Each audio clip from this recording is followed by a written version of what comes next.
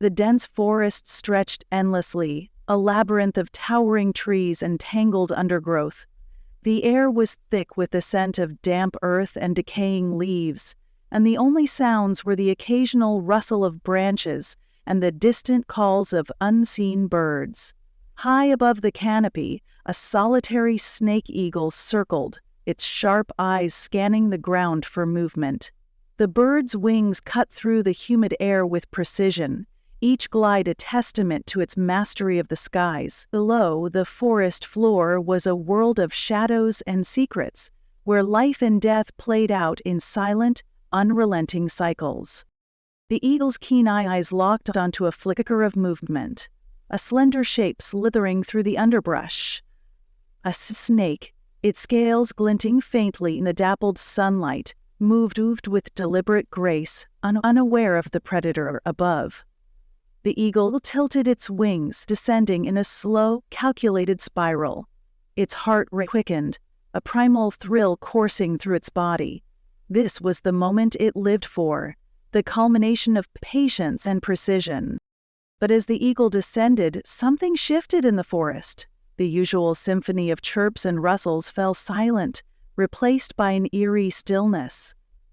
The snake, sensing the change, froze mid-motion, its forked tongue flicking out to taste the air. The eagle hesitated, its instincts flaring. The forest, usually so alive, now felt like a trap, its shadows deepening as if to swallow everything within. The eagle's sharp eyes darted across the landscape, searching for the source of the unease. Then it saw it. A massive shape moving through the trees, its bulk barely concealed by the foliage. A tiger, its golden coat streaked with black, moved with a predatory grace that made even the eagle's blood run cold. The big cat's eyes glowed with an intensity that spoke of hunger and cunning. It was stalking something, its focus unwavering. The eagle's instincts screamed at it to flee, but curiosity held it in place. It watched as the tiger crept closer to a small clearing, where a family of wild boars rooted in the soil, oblivious to the danger. The tension in the air was palpable, a coiled spring ready to snap. The eagle's talons flexed involuntarily, its body taut with anticipation. Then, with a sudden burst of speed, the tiger lunged. The boars scattered in a panic, their squeals piercing the silence. The eagle's wings twitched, ready to take flight, but something held it back. It wasn't just the tiger's hunt that had captured its attention. It was the snake. The serpent, now forgotten by both predator and prey, had begun to move again, its body weaving through the grass with purpose. The eagle's focus narrowed, its instincts overriding its fear. It dove, its wings folding back as it plummeted toward the ground. The snake sensed the danger too late, coiling itself defensively as the eagle's talons struck. But just as the eagle closed in, a deafening roar shattered the forest's stillness. The tiger, having missed its initial prey, turned its attention to the eagle, its eyes blazing with fury. The eagle twisted midair, narrowly avoiding the tiger's swipe. Its heart pounded as it soared upward, the snake still clutched in its talons. The forest seemed to close in around it, the trees swaying as if alive, their branches reaching out like claws. The eagle's wings beat furiously, carrying it higher and higher, but the tiger's roar echoed in its ears, a reminder of the danger that lurked below. As the eagle ascended, the forest began to change. The shadows deepened, the air grew colder, and the sounds of life faded into an unnatural silence. The eagle's instinct screamed at it to turn back, but something compelled it to press on. It flew over a ridge, and there, in a hidden valley, it saw something that made its blood run cold. The valley was filled with snakes, hundreds of them, their bodies intertwined in a writhing mass. The eagle's grip on its prey tightened instinctively, but the snake in its talons began to thrash violently as if drawn to the strange gathering below. The eagle's wings faltered, its mind racing to make sense of the scene. This was no ordinary gathering. It was a ritual, a convergence of forces that defied explanation. The eagle's instincts screamed at it to flee, but it was too late. The snakes below began to rise, their bodies lifting off the ground as if propelled by some unseen force. The eagle's wings beat frantically, but it was no use. The snakes surrounded it, their eyes glowing with an otherworldly light. The last thing the eagle saw before darkness claimed it was the tiger, watching from the ridge, its eyes filled with a mixture of fear and awe. The forest fell silent once more, the shadows deepening as if to hide the valley's secrets. The tiger turned and disappeared into the trees, its golden coat blending seamlessly with the foliage. And high above, the snake eagle's wings hung limp, its body suspended in the air, a silent testament to the forest's mysteries. The forest, once a place of life and death, now felt like a realm of something far older and more powerful.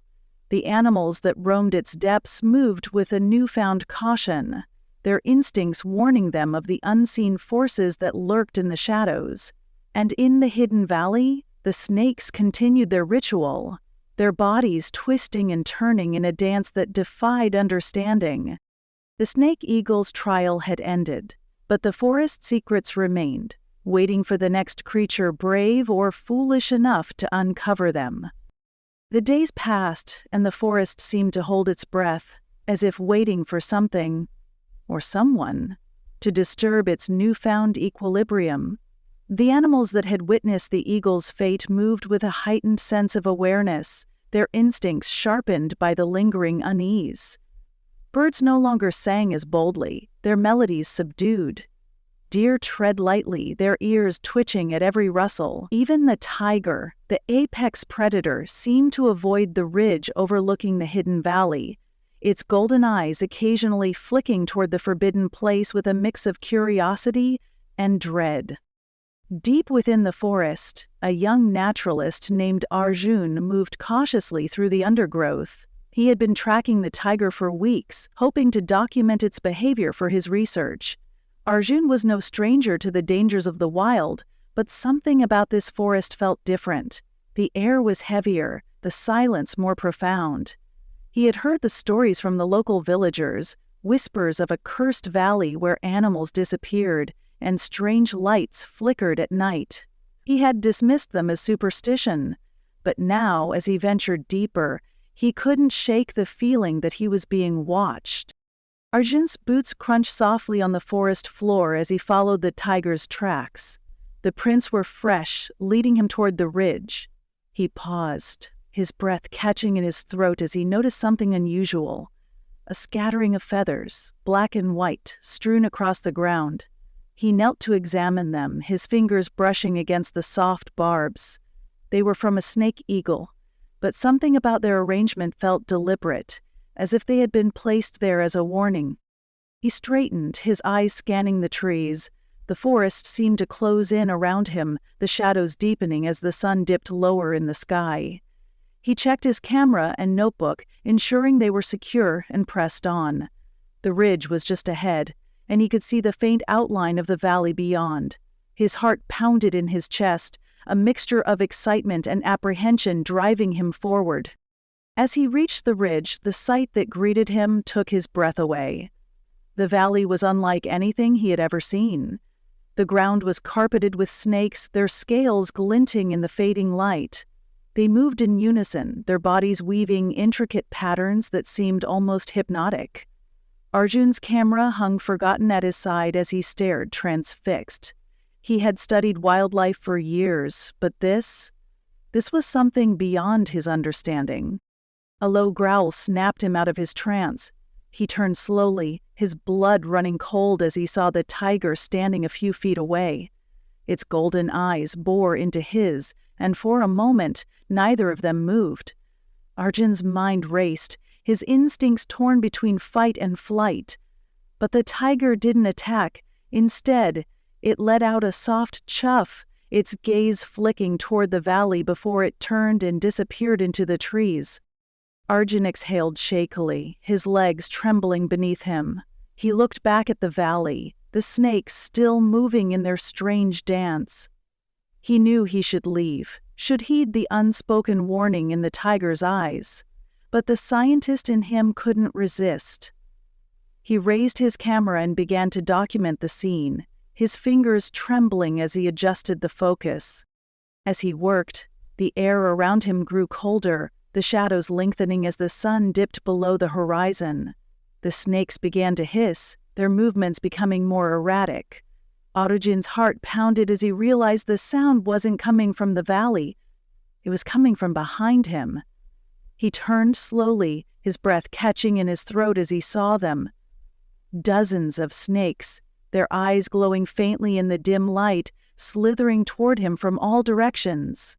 He stumbled backward, his camera slipping from his hands as he tried to retreat, but the snakes were everywhere, their bodies coiling and uncoiling as they closed in. He felt a sharp pain in his ankle and looked down to see a viper sinking its fangs into his flesh. He cried out, falling to his knees as the venom coursed through his veins. The forest spun around him, the shadows merging into a swirling darkness. The last thing Arjun saw before he lost consciousness was the tiger, watching from the edge of the trees. Its golden eyes held a strange sadness, as if it knew what was coming. And then the snakes enveloped him, their bodies twisting and turning in a final macabre dance. The forest fell silent once more, the valley's secrets safe once again. The tiger let out a low growl, its gaze lingering on the ridge before it turned and disappeared into the shadows. And high above, the moon cast its pale light over the forest, its glow illuminating the scattered feathers of the snake eagle and the forgotten camera lying in the dirt. The forest had claimed another soul, its mysteries buried deep within its heart. And as the night deepened, the whispers of the villagers grew louder, their stories of the cursed valley taking on a new life.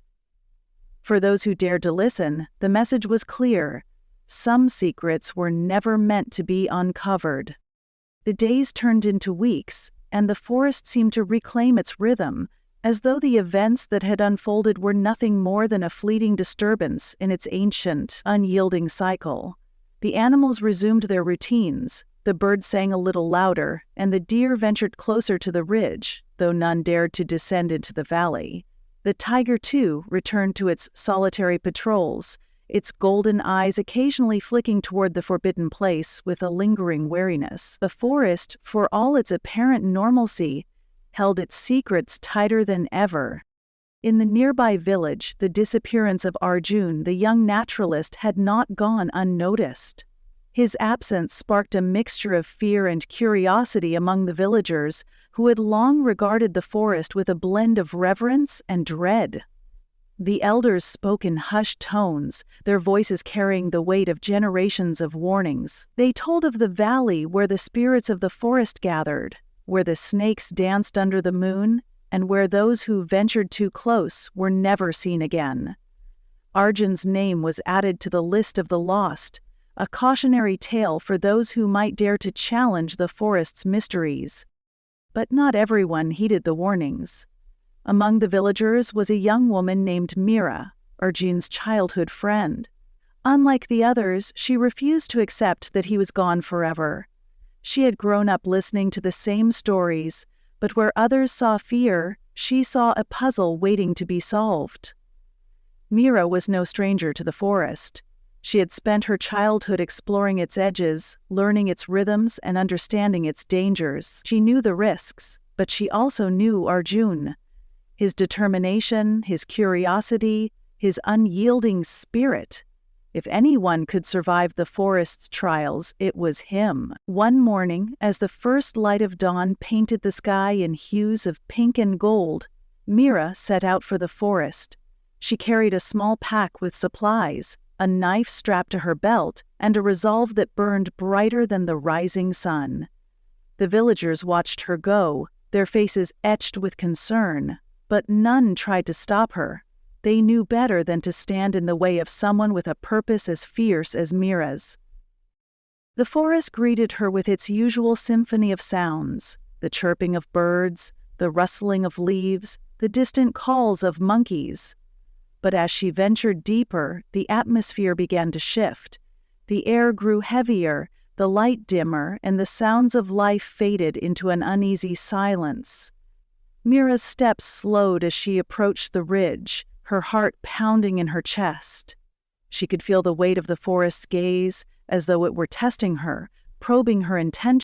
When she reached the ridge, she paused, her eyes scanning the valley below. It was just as Arjun had described in his notes. A place of eerie beauty where the ground seemed to pulse with life. The snakes were there, their bodies glinting in the morning light, but they were still, as if waiting for something. Mira's breath caught in her throat as she noticed something else. A faint, almost imperceptible glow emanating from the center of the valley. It was subtle, like the flicker of a dying ember. But it was there. She hesitated, her instincts warring with her determination. The tiger's warning echoed in her mind, but she pushed it aside. She had come too far to turn back now. With a deep breath, she began her descent into the valley, her steps careful and deliberate. The snakes parted as she moved, their bodies sliding aside to create a path. It was as though the forest itself was guiding her, leading her toward the source of the glow. As she reached the center of the valley, she saw it. A stone, smooth and dark, embedded in the earth. The glow seemed to emanate from within it, pulsing faintly like a heartbeat. Mira knelt beside it, her fingers brushing against its surface. It was warm to the touch, and as her hand made contact, a wave of images flooded her mind. Visions of the forest, ancient and unchanging, of the animals that roamed its depths, of the rituals that had taken place in this very spot for centuries. She saw Arjun, his face pale but determined, standing where she now stood. And she saw the snakes, their bodies twisting and turning in a dance that seemed to transcend time. The visions faded as quickly as they had come, leaving Mira breathless and disoriented. She looked around, her eyes wide with wonder and fear. The snakes were watching her, their eyes glowing with the same faint light as the stone. She felt a strange connection to them, as though they were part of something greater, something she couldn't fully understand. And then she heard it, a soft, almost imperceptible sound, like the rustle of leaves in the wind. She turned, her heart leaping into her throat as she saw him. Arjun stood at the edge of the valley, his face pale but alive, his eyes filled with a mixture of relief and sorrow. He looked different, older, wiser, as though the forest had marked him in ways that went beyond the physical. "Mira," he whispered, his voice barely audible, "you shouldn't have come." She wanted to run to him, to embrace him, but something held her back. The snakes began to move again, their bodies weaving around her in a protective circle.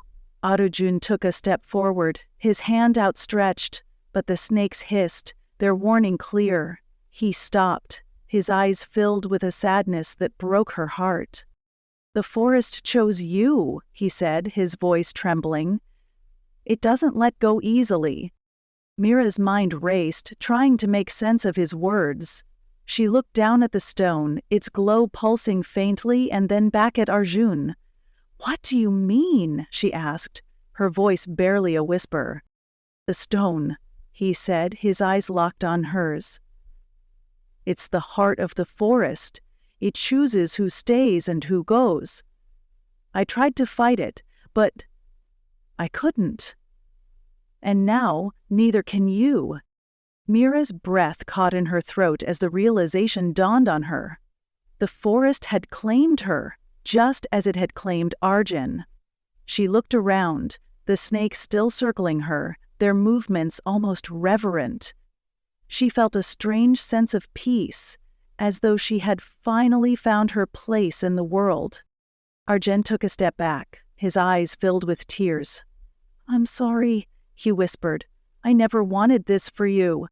Mira smiled, a bittersweet expression that spoke of acceptance and resolve. "It's not your fault," she said softly. "This is where I'm meant to be." As the sun rose higher in the sky, casting its golden light over the valley, Mira knelt beside the stone, her hand resting on its warm surface. The snakes continued their dance, their bodies weaving intricate patterns around her. And high above, the tiger watched from the ridge, its golden eyes filled with a mixture of sorrow and respect. The forest had claimed another soul, but this time, it was not a loss. It was a transformation. Mira had become part of the forest's story, a guardian of its secrets, a keeper of its heart. And as the days turned into years, her presence would be felt in every rustle of leaves, every whisper of the wind, every beat of the forest's ancient, unyielding rhythm.